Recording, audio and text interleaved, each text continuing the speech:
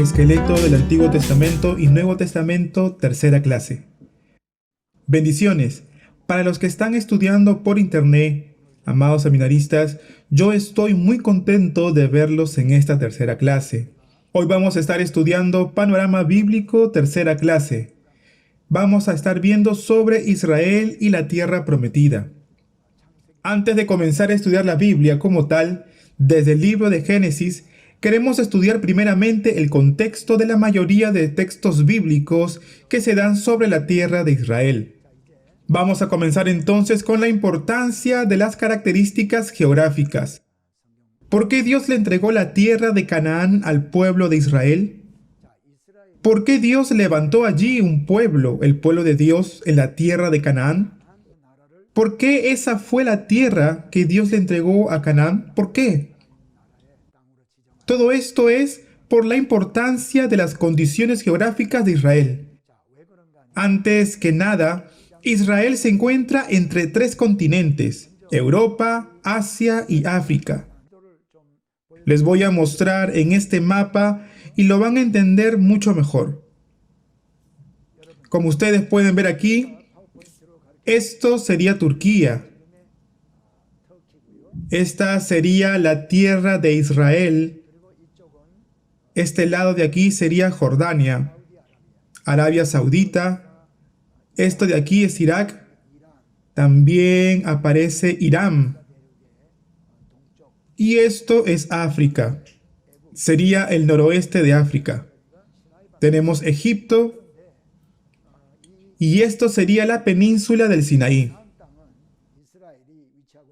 La tierra de Canaán, en donde se encuentra Israel, es un puente entre tres continentes: el europeo, el asiático y el africano. Si de Asia quieren ir a África, tienen que pasar por allí. Si de África quieren ir a Europa, tienen que pasar por la tierra de Canaán. ¿Por qué? Porque al este de la tierra de Canaán es el mar Mediterráneo. El mar y el lado oriente es todo el desierto. Por lo tanto, la tierra de Canaán se encuentra entre medio del mar y el desierto. Es por esa razón que para cruzar por vía terrestre entre un continente a otro, necesariamente deben pasar por la tierra de Canaán. Es por esa razón que la tierra de Canaán es de mucha importancia por su condición geográfica. Por ejemplo, si había alguna guerra, tenían que pasar necesariamente por allí. Cuando de Egipto subían para hacer guerra, pasaban por allí. Al igual que si estaban comercializando algún producto, siempre era por allí que tenían que pasar. Es por esa razón que Israel era un país muy conocido por las naciones vecinas, y también era un país muy codiciado, y es codiciado hasta el día de hoy. Volvamos a la diapositiva. Entonces, ¿cómo utiliza Dios al pueblo de Israel, a la nación de Israel? Dios le pudo haber entregado cualquier otra tierra a Israel, puede ser incluso hasta Corea, cualquier otro lugar, pero Dios les entregó la tierra de Canaán. ¿Por qué razón? Porque hablando geográficamente, era un lugar muy importante, y además era codiciable para las naciones potenciales que estaban a su alrededor. Y entonces, cuando el pueblo de Israel desobedecía, para Dios sería más fácil castigar a este pueblo para que pueda poner sus ojos solo en Dios. Por esta razón, no los manda a cualquier otro lado, sino que los deja ahí, en esa tierra de Canaán. Veamos el libro de Ezequiel, el capítulo 5, del verso 5 al 8. Ezequiel 5, 5 al 8. Así ha dicho Jehová el Señor: esta es Jerusalén, la puse en medio de las naciones y de las tierras alrededor de ella. Y ella cambió mis decretos y mis ordenanzas en impiedad, más que las naciones, y más que las tierras que están alrededor de ella, porque desecharon mis decretos y mis mandamientos y no anduvieron en ellos.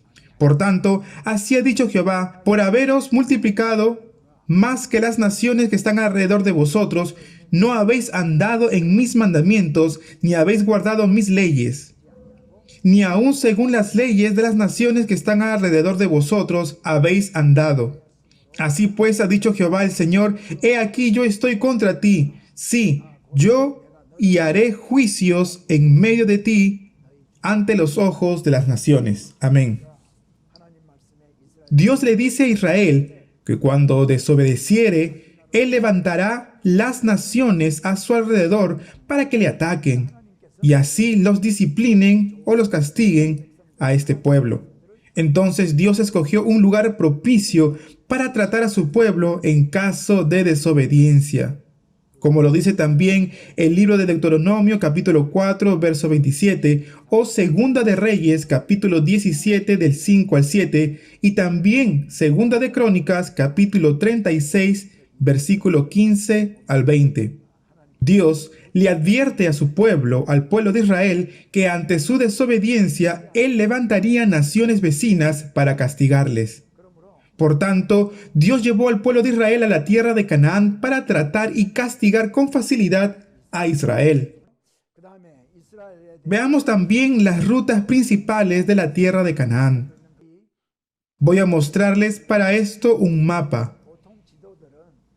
Por lo general, los mapas hacen coincidir la parte superior con el norte y el inferior con el sur, exceptuando con los mapas más antiguos, que el norte, la parte superior, coincide con el oriente. Entonces, este es mi caso. Nosotros hoy vamos a verlo así. Por lo general, nosotros lo vemos así. Pero yo les estoy mostrando de una manera horizontal el mapa de Israel, para que lo puedan ver un poco más grande.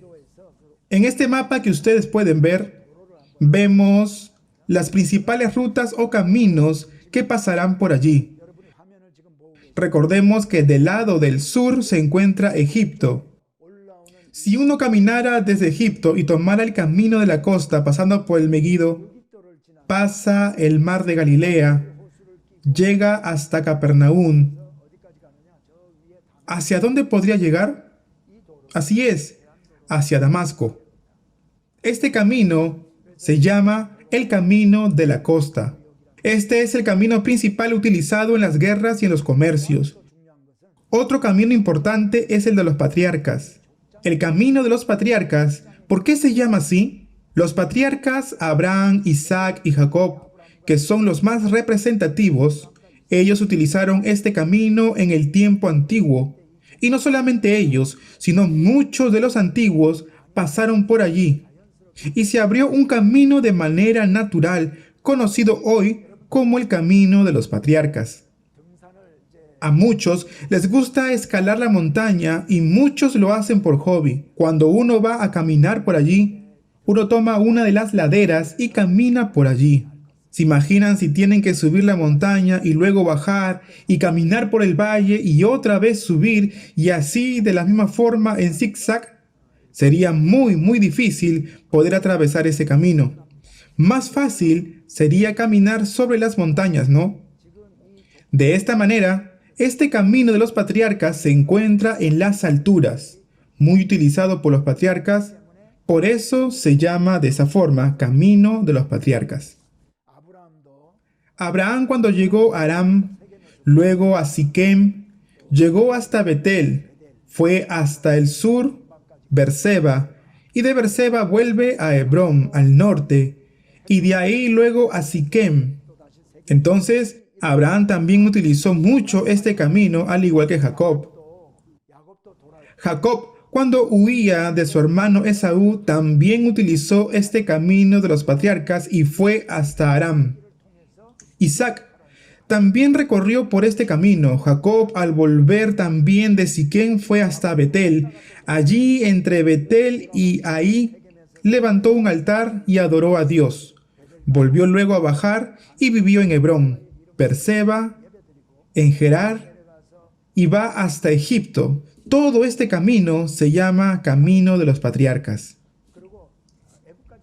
Hay otro camino que es muy importante, se llama el Camino del Rey. Este camino pasa por Jordania. Cuando el pueblo de Israel salió de Egipto y estaba por entrar a tierra de Canaán, pasó por Edom. Aquí estaba Edom, y preguntó a los edomitas, ¿podemos tomar el camino del rey? No nos desviaremos ni a la derecha ni a la siniestra. Vamos a comprar las aguas que vamos a beber. No vamos a causarles ningún perjuicio. Déjenos pasar por sus tierras. Esto es lo que dice la palabra. Ese es el camino del rey que Moisés quiso tomar con el pueblo de Israel, pero se le fue negado por los edomitas. Esta es la ruta del rey, una ruta cómoda para transitar. Edom no se los permitió. Es por esa razón que Moisés tuvo que descender hacia el sur, bajar hasta Arada y pasar por Esión-Geber. Y es así como Moisés tuvo que tomar el camino difícil, el camino del desierto. Este es el camino del desierto, uno de los caminos más difíciles, porque uno tiene que pasar por en medio del desierto. Es por esta razón que este camino es conocido como camino del desierto. Entonces le pidieron permiso para pasar por allí. El rey Esbón no se los permite, así que atacan al rey Esbón, toman el camino del desierto y llegan hasta los campos de Moab, para desde allí ingresar a la tierra de Canaán. Acabamos de ver el camino del desierto, el camino del rey que va a llegar hasta Damasco. Estas eran las rutas principales de la tierra de Canaán. La Biblia habla de la ruta de los patriarcas, la ruta de los reyes, de la ruta del desierto, y está el camino de la costa, el cual ya hemos hablado, que pasa muy cerca de la costa. También están las dos rutas que pasan por Jordania, las rutas que pasan por allí, la ruta del rey y la ruta del desierto. Veamos algunas referencias en la Biblia de lo que hemos hablado hace un momento.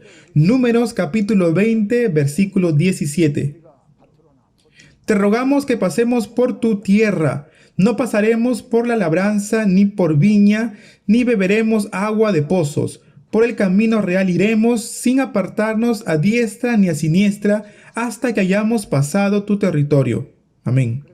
Así solicitó Moisés a Edom poder pasar por allí, pero el rey de Edom no se lo permitió. Por eso es que tuvieron que dar vuelta y tomar el camino del desierto que está en el libro de Deuteronomio capítulo 2, verso 8.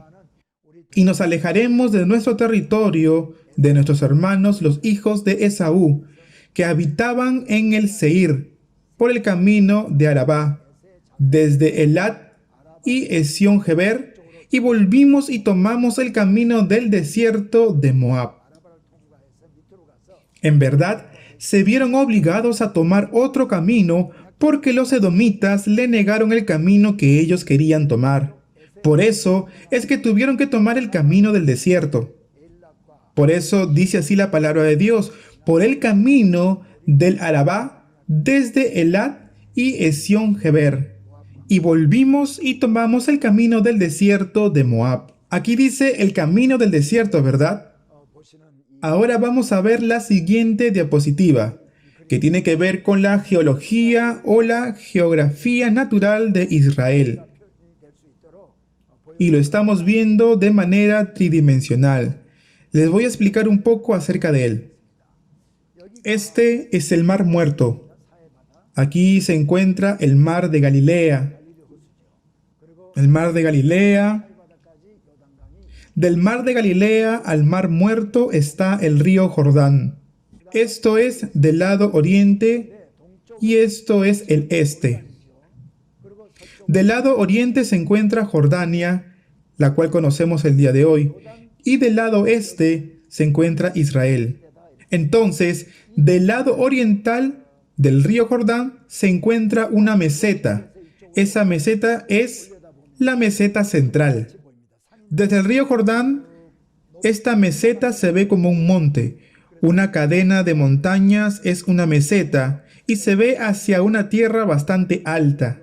Y esta parte es la parte del este, que son las zonas montañosas o la meseta central. Y de este lado, donde está marcado, yo tengo a Jerusalén. Jericó está aquí. De Jerusalén uno tiene que descender a Jericó de este lado. Es una meseta central Y esta es la meseta oriental. Todo esto es casi un desierto. Del lado este se encuentra el mar Mediterráneo. Todo lo que estoy marcando aquí es la llanura de la costa, habitado mayormente por los filisteos, también conocida como llanura de los filisteos. Está también la llanura de Sharón o Sarón como la flor, Sharón o Sarón. Al norte, la llanura de Acor. Bueno, esto sería más o menos la geografía de Israel. Si nosotros hiciéramos un corte de la tierra, sería algo así, muy parecido. Este es el mar Mediterráneo, este es el mar Muerto o el valle del Jordán. Y esta es la meseta oriental. Arriba es como una llanura, pero está en las alturas. Desde abajo se ve como un monte y desde aquí hasta el este también se ven los cerros. Pero el mar Muerto es el más bajo, porque se encuentra a 410 metros debajo del nivel del mar. A veces varía un poquito, entre 410 a 420, de acuerdo a la cantidad de agua que lleva. Pero así se dan cuenta que se encuentra por debajo del nivel del mar, ¿verdad? Está muy debajo. En invierno, yo me acuerdo de haber visitado enero aproximadamente, hacía muchos años atrás en Jerusalén, y de hecho había nieve cuando fui en esos momentos, y pude nadar en el Mar Muerto. Israel es una nación muy pequeña. La tierra de Canaán es muy pequeña. Toda la superficie sería como una provincia de Corea, y Corea ya es un país muy pequeño. Y aún así con todo, cada zona tiene sus características muy bien definidas. ¿Por qué? Porque tienen el desierto, tienen la costa, tienen una zona verde. Por ejemplo, en el caso del Valle de Jordania, hay bastante agua, bastante agricultura, y alrededor del Mar de Galilea también hay mucha vegetación. A pesar de ser una nación tan pequeña, cada zona tiene sus características. Más adelante, nosotros veremos a fondo estos temas. Entonces, está la parte de la costa. Entre ellos se encuentra la llanura de Sharón o Sarón. La llanura filistea también se encuentra allí. Aquí está la parte de la zona montañosa. Aquí está el monte Nebo en la meseta oriental en la parte más alta.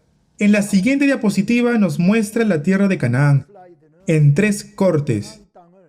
El mar de Galilea y luego en el mar Muerto. Y el que está más debajo de todo, en la parte superior del mar Muerto. Para poder dimensionar la geografía o la geología, aquí está el mar de Galilea. Este es el monte Hermón, que se ve desde el mar de Galilea, el monte más alto de Israel, el monte Hermón. En ese lugar nieva mucho en invierno. La gente lo utiliza para visitar y andar en esquí. Alrededor del mar de Galilea está siempre en verde porque hay mucha agua, por eso existe mucha vegetación. Bueno, esto es el mar Mediterráneo. Aquí está la llanura de Acor. Aquí se encuentra la parte superior de Galilea e inferior de Galilea. Aquí se encuentra otro monte, el monte Carmelo de este lado. Toda esta parte es la llanura de Golam. La Biblia habla también de Gozán, ¿no? Veamos el de abajo. Tomamos entonces el mar de Galilea. Ahí está el río Jordán, ¿verdad? Esta zona donde pasa el río Jordán es el Valle del Jordán. Y el mar de Galilea está a unos 210 metros debajo del nivel del mar, es decir, 200 metros más alto que el mar Muerto, pero 200 metros más bajo que el mar Mediterráneo. Depende también de la cantidad de lluvia que haya caído.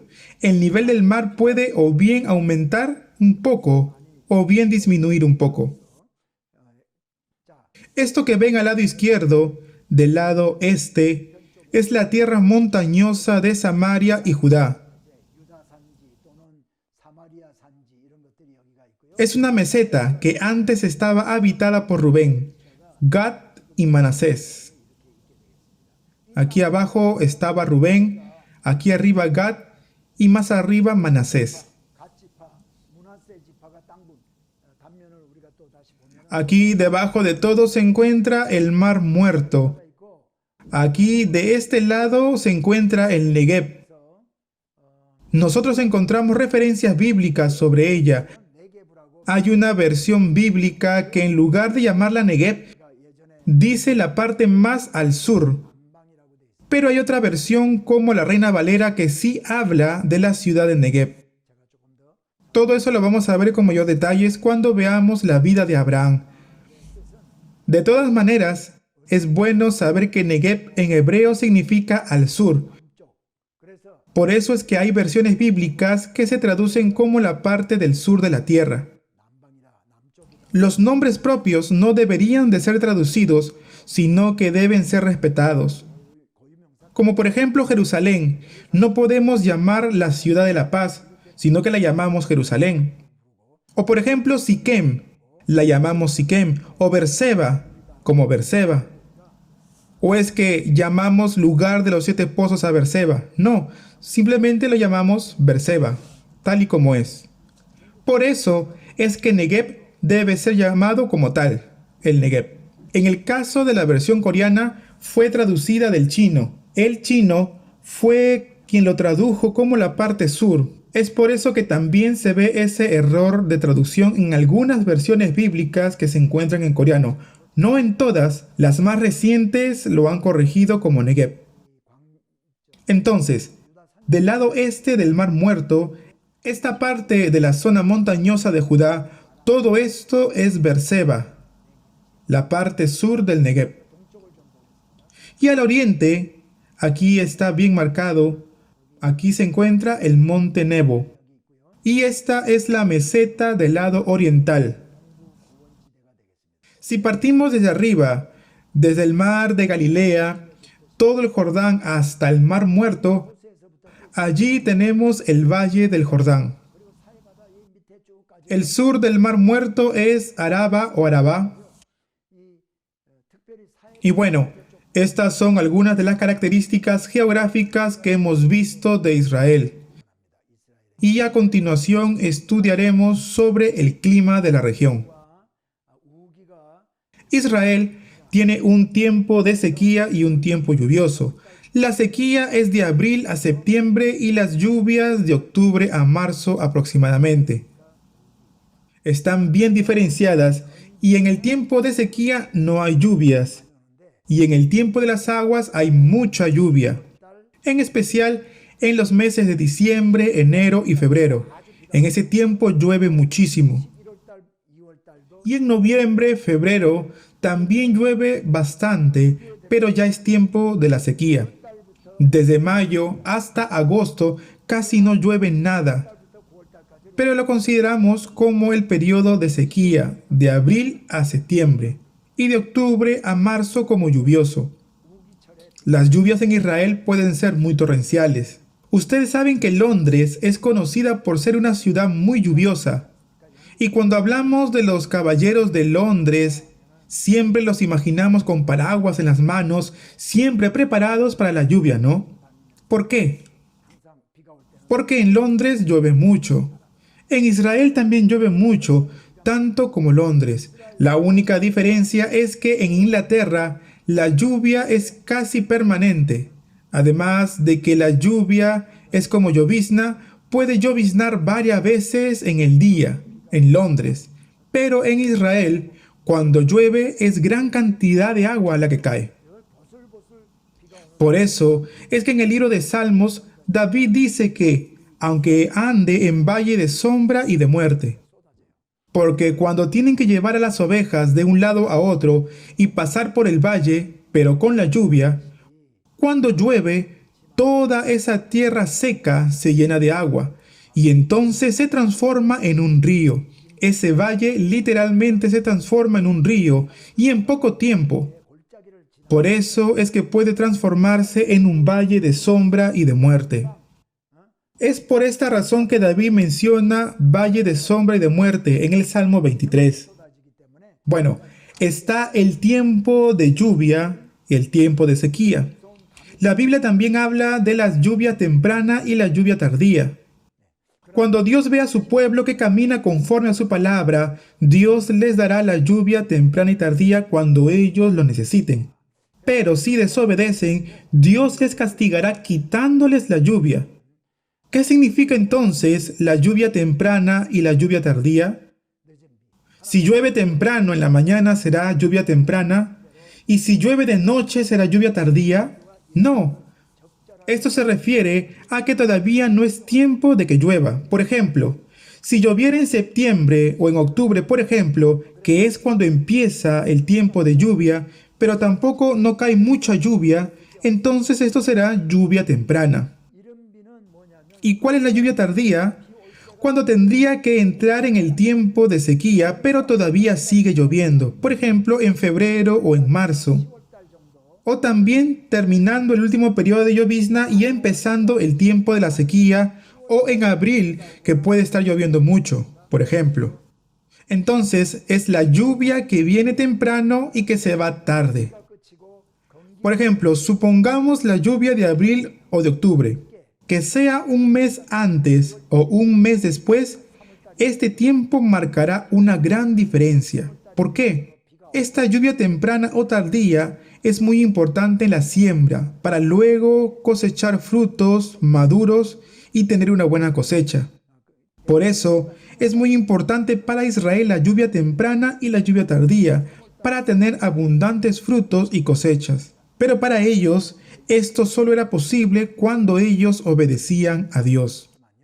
Viendo esto, podemos darnos cuenta que Dios utilizó dos cosas para castigar o para tratar con el pueblo de Israel. Uno de ellos fue la lluvia y la segunda es que las naciones vecinas codiciaran la tierra de Canaán. Bien, ahora, ¿cuáles son los productos de agricultura más importantes de Israel? Era el trigo. Lo dice la Biblia. Con su harina ellos hacían pan. También se encuentra la cebada. El olivo también es muy utilizado. También está la vid. Habla mucho también acerca de la vid, ¿verdad? Por ejemplo, incluso hasta en referencias, como por ejemplo, yo soy la vid, vosotros los pámpanos. La Biblia habla mucho de los frutos y como frutos también tenemos la uva, dátiles, el coco también, es que ellos hacen su miel. Aún en el día de hoy hacen miel con dátiles. Y también se encuentran las granadas. Entonces, son 7 los frutos principales: el trigo, la cebada, el olivo, la vid, los dátiles, la higuera y la granada. Son los principales productos de agricultura en Israel y aparecen mucho también como referencias en la Biblia. Entonces, recordemos de que Dios utilizó varias cosas para tratar al pueblo de Israel. Uno de ellos era la lluvia y otro era la invasión de los extranjeros. Jeremías capítulo 3, verso 3 dice así la palabra de Dios. Vamos a leerlo juntos. Jeremías capítulo 3, verso 3. Por esta causa las aguas han sido detenidas y faltó la lluvia tardía y has tenido frente de ramera y no quisiste tener vergüenza. Vamos a buscarlo juntos y leerlo una vez más.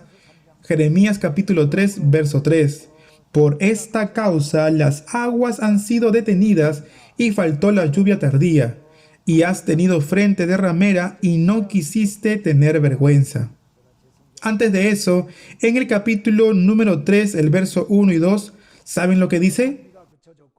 Vamos a leer Jeremías capítulo 3, verso 1 y 2.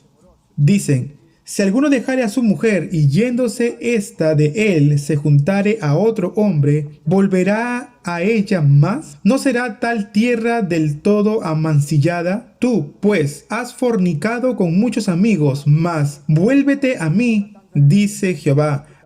En este punto vemos que Israel no ha servido a Dios con integridad, sino que ha confiado en otros individuos, ha buscado otras cosas, han ido tras los ídolos y han buscado cualquier cosa que no fuera Dios. Entonces han traicionado a Dios y Dios cerró las aguas, detuvo las aguas, faltó la lluvia tardía y pese a todo esto, dice la palabra, tú no quisiste tener vergüenza, no te has dado cuenta de tus iniquidades. Es lo que dice Dios por medio de Jeremías. Jeremías fue un profeta que anunció que el pueblo de Israel sería llevado cautivo a Babilonia. Más adelante, cuando estudiemos los libros proféticos, vamos a estudiar más a fondo esto. Pero Jeremías, cuando el pueblo de Dios estaba cautivo, Dios le dijo a Jeremías que iba a liberar al pueblo después de 70 años. Entonces, también les dijo que aunque fueran llevados cautivos, aunque fueron afligidos, era porque Dios los castigaba debido a su desobediencia. Por tanto, muchos iban a Egipto huyendo del castigo de Dios.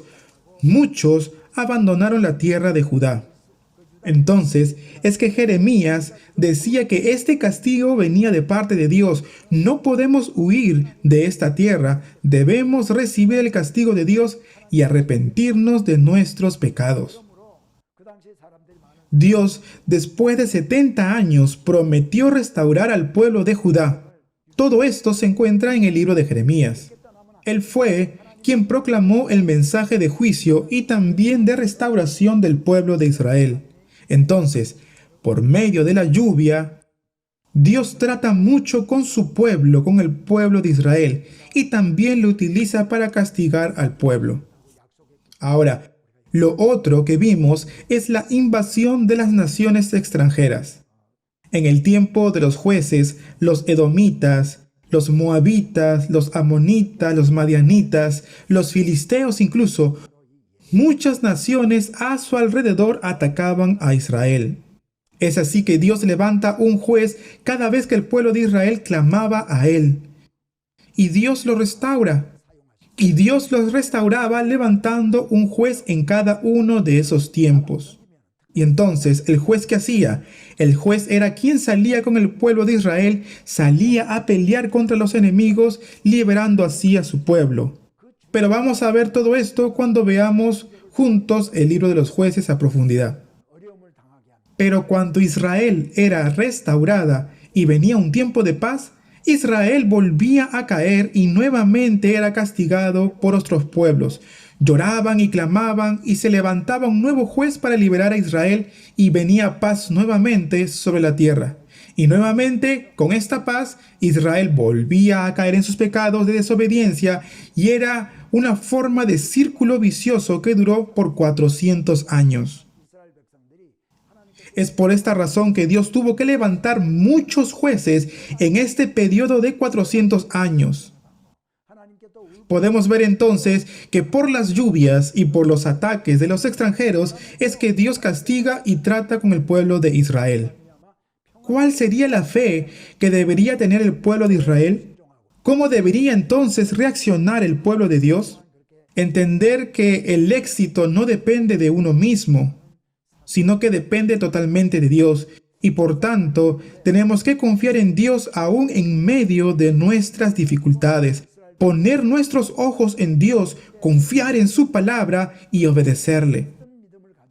Eso era lo que Dios quería que el pueblo entendiera, que la abundancia de las cosas materiales no significan nada, no garantiza absolutamente nada. No nos conformemos con la abundancia material, porque así fue que lo hizo Israel y así se puede parecer también nuestras vidas. Nosotros podemos pasar por un tiempo sin mayores dificultades. A nuestros hijos les pueden ir bien, estudian bien, en el trabajo les van bien. Y aún así con todo, nuestra vida terrenal aquí en la tierra es limitada, es temporal. Aunque Dios nos ha provisto con todas estas cosas, no debemos entenderlo como paz, porque nada de esto nos trae paz y satisfacción verdadera. El que se aparta de Dios al final no va a ser bendecido. Así que tengamos esto en cuenta, que aunque estemos en dificultades económicas, regocijémonos en el Señor. Debemos sentirnos satisfechos por tener al Señor en nuestros corazones. Y hay muchos pasajes que hablan acerca de esto. Por ejemplo, veamos el libro de Habacuc, el capítulo 3 del verso 17 al 18.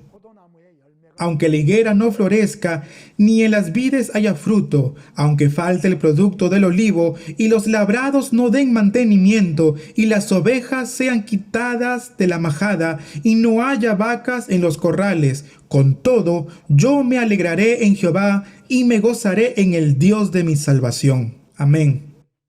Esta es la confesión de Habacuc, y yo deseo, amados seminaristas, que esta también sea nuestra confesión. Amén. Amados seminaristas, quizá alguno de ustedes está pasando por algunas dificultades. Estamos en una pandemia, en un tiempo muy difícil que nos ha traído problemas económicos a todos los negocios.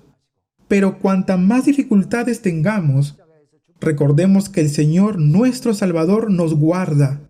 Él nos ama de tal manera que entregó a su Hijo Jesucristo en la cruz. Y sabemos también que fuimos hechos hijos de Dios. Porque Dios es nuestra salvación, en Él ponemos nuestra esperanza, porque sabemos que iremos al reino de los cielos a morar eternamente con Él. Amén. Así es que con esta esperanza en mente, no nos desesperemos ante la dificultad, sino que confiemos en el Señor y avancemos en la esperanza. Pasaron unos 30 minutos desde que comenzamos la clase. Vimos las características generales de la tierra prometida, cómo Dios trata al pueblo de Israel y con qué instrumentos. Ahora vamos a hablar de la creación del mundo y de la era de los patriarcas. Todo esto se encontrará en el Pentateuco mosaico. En lo que resta del tiempo de hoy vamos a comenzar con el Pentateuco. ¿Qué cosas encontramos en el Pentateuco? Y en la cuarta clase vamos a estudiar sobre la creación. Vamos a empezar desde Génesis entonces. El Pentateuco. El Pentateuco significa 5 cosas. Son 5 libros. Génesis, Éxodo, Levítico, Número, Deuteronomio. Son 5 libros que conforman el Pentateuco, escrito ¿por quién? Por Moisés. Por eso nosotros lo llamamos Pentateuco mosaico. Entonces, Moisés escribió todo esto, pero vamos a encontrar las evidencias internas de su autoría y vamos a buscar diferentes pasajes bíblicos para ello. Hay muchas evidencias en que la misma Biblia dice que Moisés es el autor del Pentateuco. No lo preparé en la diapositiva, pero sí vamos a leer algunos versículos. Comencemos con Éxodo capítulo 17, verso 14. Y Jehová dijo a Moisés: escribe esto para memoria en un libro, y di a Josué que raeré del todo la memoria de Amalec de debajo del cielo. Otro pasaje que está en Éxodo capítulo 24, verso 4. Y Moisés escribió las palabras de Jehová. También está Éxodo capítulo 24, verso 12. Entonces dijo Jehová a Moisés: sube a mí al monte y espera allá, y te daré las tablas de piedra y la ley y mandamientos que he escrito para enseñarles. Éxodo 34, 27. Y Jehová dijo a Moisés: escribe tú las palabras, porque conforme a estas palabras he hecho pacto contigo y con Israel. Dios le dijo a Moisés que escribiera todo lo que había dicho, y Moisés lo escribió. Lo podemos ver en el libro de Números, el capítulo 3, el verso 40. Y Jehová dijo a Moisés: cuenta todos los primogénitos varones de los hijos de Israel de un mes arriba, y cuéntalos por sus nombres. Dios ordenó a Moisés registrar. Esto lo vemos en el libro de Números, el capítulo 33, el verso 2. Moisés escribió sus salidas conforme a sus jornadas por mandato de Jehová. También Deuteronomio capítulo 9, verso 10. Y me dio Jehová las 2 tablas de piedras escritas con el dedo de Dios, y en ellas estaba escrito según todas las palabras que os habló Jehová en el monte, de en medio del fuego, el día de la asamblea. Deuteronomio capítulo 11, verso 20. Y las escribirás en los postes de tu casa y en tus puertas. Y también Deuteronomio capítulo 27, verso 8. Y escribirás muy claramente en las piedras todas las palabras de la ley. Entonces, mediante estas escrituras, vemos que Dios le ordenó muchas veces a Moisés registrar aquellas palabras que Dios había dicho, las obras que Dios había hecho, y dice también que Moisés las registró. Lo hemos visto en el libro de Éxodo, Deuteronomio, en Números. Por tanto, nosotros pensamos que los 5 libros, los 5 primeros libros de la Biblia, fueron registradas por Moisés. Entonces, ¿en qué consiste el libro de Génesis? Primero nos habla de la creación de Dios, nos habla de Adán, cómo fue creado por Dios en el 6º día. También vemos que por su desobediencia comió el fruto de la ciencia del bien y del mal y cayó en pecado. Y así fue como entró el pecado a la humanidad a través de Adán. Luego vemos que Caín mató a Abel, es la historia que en realidad todos ya conocemos. Luego, Caín tiene que andar como fugitivo. Dios le dio otro hijo a Adán y Eva, y este se llamaba Set. Y entre los descendientes de Set se encuentra Abraham, que Dios escoge. Él viviría en Harán y le dijo: vete de la casa de tu tierra y de tu parentela, y ve a la tierra que yo te mostraré, y te bendeciré. Y bendeciré a los que te bendijeren, y maldeciré a los que te maldijeren, y haré de ti una gran nación. Fue la promesa que Dios le dio a Abraham. Esta fue una promesa que Dios le dio a Abraham. Creyendo en esa promesa, Abraham se va de su lugar, llegando así a Siquem, y vive en la tierra de Canaán. Luego, Abraham tiene a Isaac por hijo. Isaac, Esaú, Jacob, y están los descendientes de Jacob. Jacob es aborrecido por su hermano Esaú y huye hasta Harán, en donde vive por 20 años. Uno de los hijos de Jacob, el número 11, José, aborrecido por sus hermanos, es vendido como esclavo a Egipto. José interpreta luego el sueño del faraón y es así como se convierte en gobernador de Egipto. En ese entonces, todo Egipto tenía una gran sequía. Vinieron después los hermanos de José a comprar alimento para poder comer. Estos hermanos se encuentran con José y es ahí donde José manda a traer a su padre y los invita a vivir en Egipto. Entonces, 70 personas fueron que entraron a Egipto a vivir, y después que Jacob muriera, que muriera José, termina Génesis. Génesis termina en el capítulo número 50. Después sigue el segundo libro del Pentateuco, el cual es Éxodo.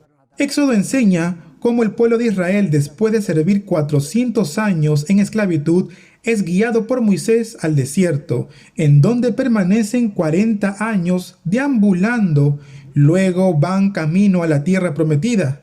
Llegan hasta el monte Sinaí, en donde Moisés recibe la ley de Dios. Y es así como termina el libro de Éxodo, y luego sigue el libro de Levítico.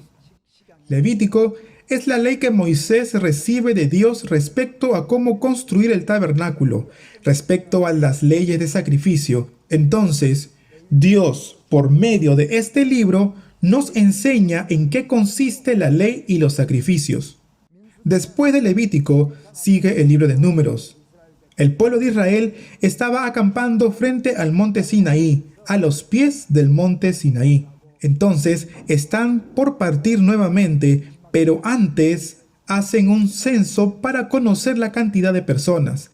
Levantan el tabernáculo como Dios le había ordenado, y luego que celebran la Pascua, la nube de Dios permanece allí, y luego el pueblo parte a Cades Barnea, desde donde ellos envían 12 espías, y luego por la desobediencia vuelven al desierto a deambular por 40 años. ¿Por qué? Porque de los 12 espías, 10 elevaron un informe negativo, causando la ira de Dios. Entonces Dios les dijo que los mayores de 20 años, exceptuando Caleb, y Josué no verían la tierra prometida y morirían en el desierto. Y en el año 40 vemos que el pueblo de Israel llega a los campos de Moab. Ellos llegaron tomando la ruta del desierto, llegan a ese lugar frente a Jericó y es allí donde acampan. Es así como el libro de Números termina de relatar hasta ahí. Ahora, ¿cuál es el quinto libro? Deuteronomio.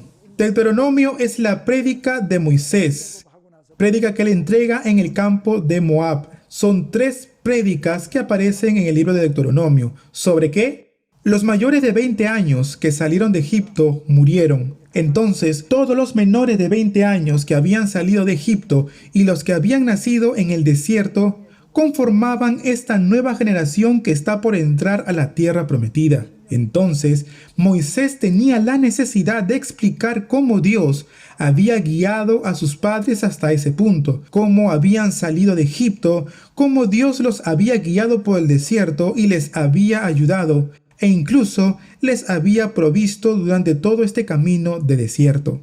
Es por eso que Moisés tiene pensado contarles todo esto mediante estas 3 prédicas. Entonces, a esta generación que está por conquistar la tierra de Canaán, se les explica lo que sucedió. ¿Para qué? Para que ellos tengan fe. Deuteronomio es la prédica de Moisés, la primera, la segunda y la tercera prédica, y es así como termina en el capítulo 34 con la muerte de Moisés. Moisés termina viendo la tierra de Canaán desde el monte Nebo. Moisés no entra a la tierra de Canaán, él es sepultado en los campos de Moab, así lo dice la Biblia en el libro de Deuteronomio. Amados, esta fue la tercera clase. Vimos la geografía, las características generales de Israel, también vimos el Pentateuco a un nivel genérico. Desde la próxima clase vamos a comenzar con Génesis, desde la creación, la caída del hombre, el asesinato de Caín a Abel, el diluvio de Noé, la torre de Babel, la elección o el llamamiento de Abraham, entre otros. Y vamos a relatar la Biblia desde una óptica histórica. Muchas gracias por el esfuerzo. Ahora bien, hay una pregunta. ¿Por qué Dios habrá escogido al pueblo de Israel? Cuando yo predico el Evangelio, muchos me dicen, bueno, hoy en día no ocurre a menudo, pero antes lo decían. ¿Por qué Dios no es nuestro Dios, sino que es el Dios de Israel? ¿Por qué servir al Dios de Israel? Amados seminaristas, es verdad que la Biblia presenta a Dios como el Dios de Abraham, el Dios de Isaac y el Dios de Jacob. Pero Dios no es solo Dios de Israel, Dios de Abraham, Dios de Isaac o Dios de Jacob. Por medio de Israel, Dios quiso levantar un pueblo. ¿Para qué? Para que nosotros podamos conocer que el Dios Jehová fue quien hizo los cielos y la tierra, y que Él toma control soberano de toda la creación, sobre todo lo que ocurre aquí. Por esa razón es que utilizó al pueblo de Israel para esto. Así es que les pido que puedan recordar esto, que puedan tener la convicción de que el Dios que obró en el pueblo de Israel también obra en nuestras vidas. Que podamos conocer a ese Dios y podamos obedecer a su palabra. Les bendigo en el nombre de Jesús. Muchas gracias por el esfuerzo que ha hecho por estudiar esta clase. Nos vemos en la próxima. Gracias.